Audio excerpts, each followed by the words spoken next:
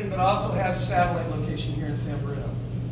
And for those of you who don't know me, my name is Stephen Seymour, but I help curate work here at One Love.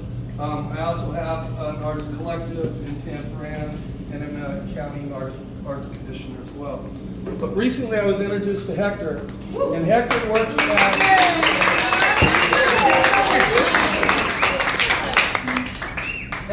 at Edgewood, and Hector did, and Edgewood did a call for artists. And so we've got a number of artists who are showing their work here. And I think it's really important that we hear from, I want to acknowledge Rebecca, who's if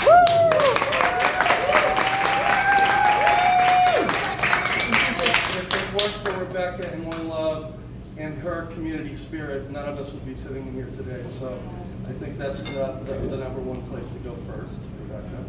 And then secondly, Hector.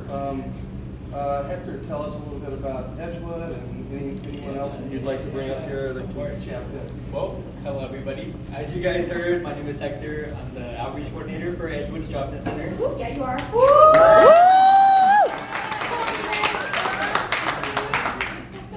Yeah, I've been in this role for 1.5 years. When I started, I had no idea what I was doing. But the program has been around since way before my time, since 2006. It has grown into something insane.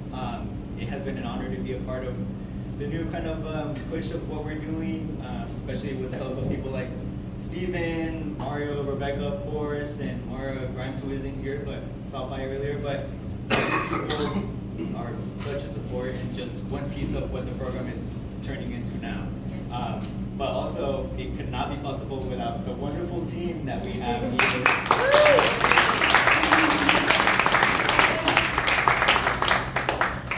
Like Steven was saying, we have 2 drop-in centers. We give free resources for anybody between the age range of 18 to 25. So that's it. As long as you're 18 to 25, you don't need a referral. You don't need to be even living in the county. As long as you're between the age range, you can come in, either get free food, hygiene, anything that you need. And everybody that works there is also between the age range. So it's a really, really safe space to come in. Aside from that, we do amazing things like this. This was part of our health fair that we had a couple of weeks ago.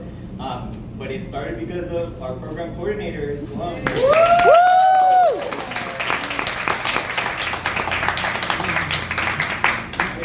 Sloan and I both started around the same time, and it has been such a pleasure to just be a part of the program and kind of add our own touches to it. I'm born and raised here in the Bay Area, Sloan isn't, but we still have our both kind of creative perspectives that we come together and we put together amazing stuff like this. The program has never done anything like this, so it's really, really amazing, and I'm really, really proud and grateful to the whole community to come together and just celebrate the participants. But I'll pass it off to Sloan, our program coordinator, to say a couple of words. But thank you all guys for coming.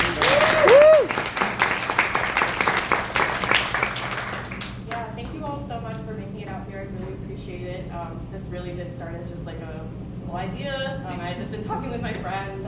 She had mentioned that she was participating in some sort of staff art exhibition. I was like, that's super cool. I wish I could do something like that with my job. And pitched it to Hector, and he was all on board. And I was like, wait, let's actually make this happen. And here we are. And I am super grateful to all of the support that we've had from Steven and Rebecca, Mara, all of the people that have come in, Mario, you as well, thank you so much.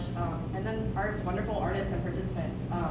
I think that this was born out of like my own desire as an artist. I know how hard it is to find spaces, to get exposure, to get your name up somewhere, to have a little bit of recognition, anything like that. And to be able to give this to participants or give them a space to do this means truly the world to me. It's taken a little bit of time to process all the emotions that have come up with it because it's been very, very rewarding. But I'm incredibly grateful to all of you for being here today and anyone who participated and helped out. So thank you.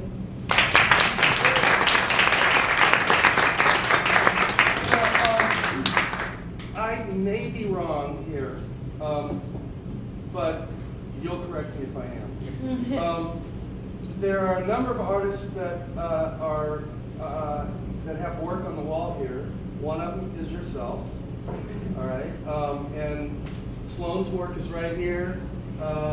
And then Perla has work right here. And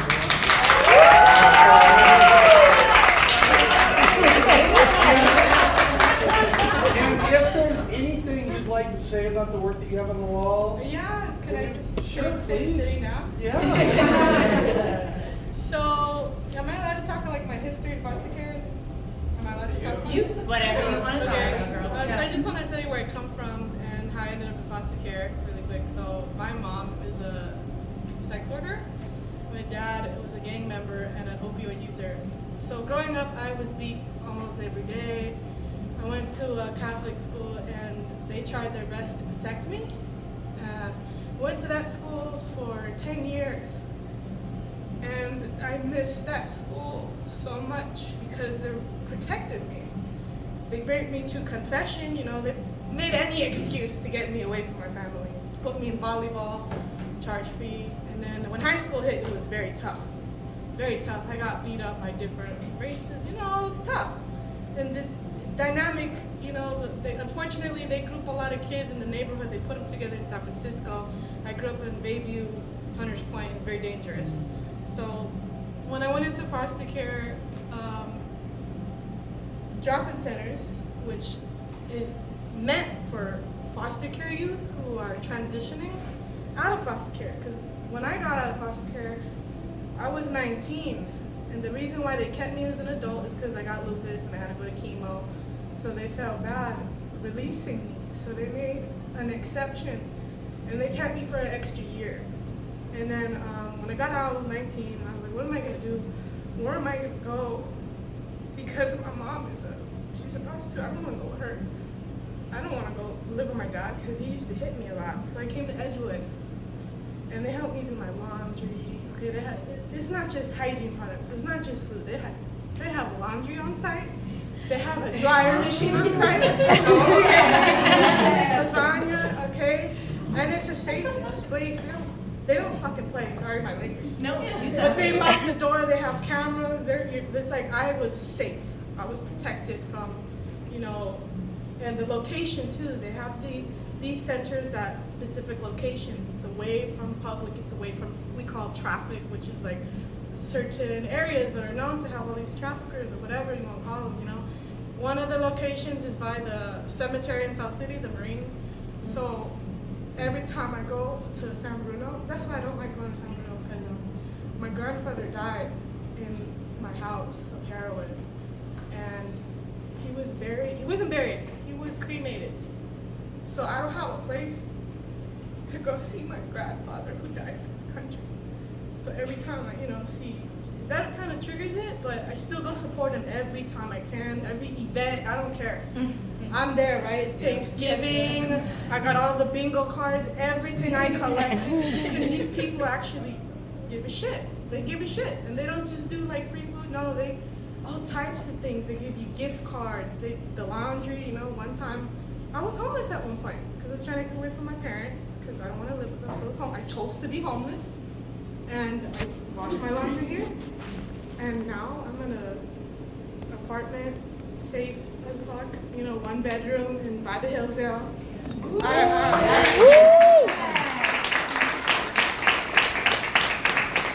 And then last thing, my latest accomplishment was I graduated. I finally could take blood. I'm in the medical field now, and I thought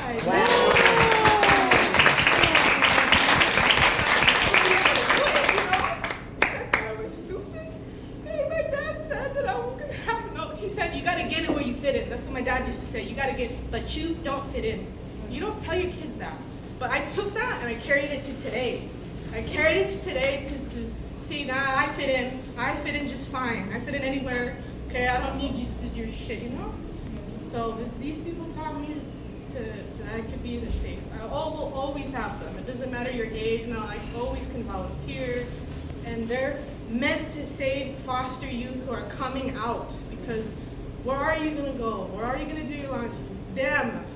When you get out of foster care, these are the people who, you want to talk to avoid trafficking, avoid all these evil people who are targeting me. Because I'm connected to services that people want on the streets. Oh, okay, she got Section A.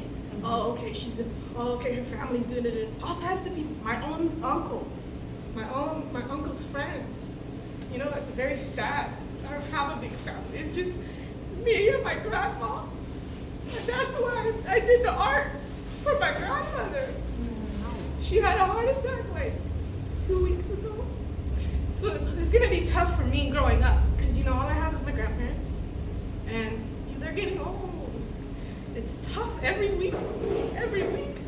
I pray to God, be like, hey dude, I know you hear me. Put them like 20 extra, because they're in their 70s. So it's scary living with your grandparents, and just, that's all you have, because I have a small family, but this is also my family. So when my grandma passes away, I know I'm not gonna be alone. But thank you everybody for giving me, you know, this space.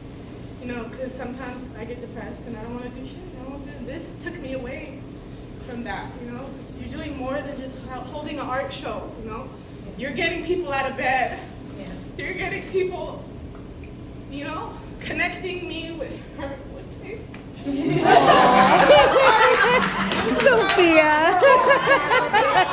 Sophia. You know, and then people like Sophia today. I need that. I need friends. Because this generation, my grandma's gonna leave me. What am I gonna do? Yeah. What am I gonna do? I tell my grandma, I'm going too, because I have lupus, and I told her I'll stop taking my medicine. But, you know, I like to promote protecting yourself, and not self-harm, but you know, self-care, healing. So when I come out here, I don't mean to say, oh, I'm gonna stop taking my medicine, but sometimes it's hard to accept that one day they're not gonna be here, you know, because I have my parents. All I have is my grandparents. And your One Love family.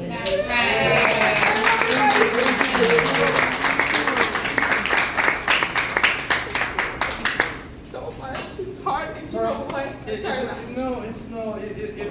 lot. Let me know when it's okay to step in, because you gave a perfect segue. Because what you mentioned here was, it's not just art, you know, and you mentioned how art helps and it heals, and it's a medicine itself. Yeah. You know, and that medicine, I mean, I've had an opportunity to like see other work you've done and listen to your stories, and I could see how this art has helped you through, along with Edgewood, right? And so I think and that's what was really important, I think, to myself. And one person that wasn't mentioned is Noonie, and Noonie C. That's kind of how our relationship, Edgewood, and this whole thing. Part of it is this. Noonie C has this nonprofit called Atelier for Healing, and Mario has been teaching art classes through that, and that's how you met Mario. And Mario has been helping in Edgewood, and to kind of, you know, bring this portion of the discussion to a close, I know that Rebecca, when she said you have the One Love family, that Rebecca has been about community since the moment she stepped in the same room and opened the door. Right? And this wall is different than any other wall we've had up here, because it represents a lot of pearls, a lot of money peas, you know? It represents a lot of people who find healing through the art that they do. And I don't think there could have been a better speaker than yourself for what that does to help heal us and move us through our life. And so I appreciate all the comments that you made. Thank you. Thank you. Thank you. Thank you for allowing. It's funny because there are so many artists that are attracted, that, you know, that find their way into this place, into One Love. You know, it's just amazing. They just walk through the door, right? And there's Rebecca. Most of what's on the wall from Edgewood are paintings and drawings, but there's a poem down here. It was one of the entries, and we have to have a poet in the house. So MJ, if you would like show us some of the work. Cheer that poetry with us. We'd love to hear it. Can you share who she is? Yeah. MJ, I think MJ and I were just talking, and she could share something that's going to tie into who she is. That's coming up that she'll be doing here later or in July. So if you want to go ahead and give us all of that. Well, thank you everyone for being here, and thank you for sharing your story. That was so powerful, and I want to cry, but I'm not going to right now. I'm a room of people. But to kind of segue, not very like smoothly. On July 19th, I'll be doing a poetry reading with Amanda Saeed at the Peninsula Books Collaborative, and it's in Daly City at Westlake Mall. So if you want to come and see us read there, that'll be pretty fun. And before you get started, I'm sorry, but how old are you?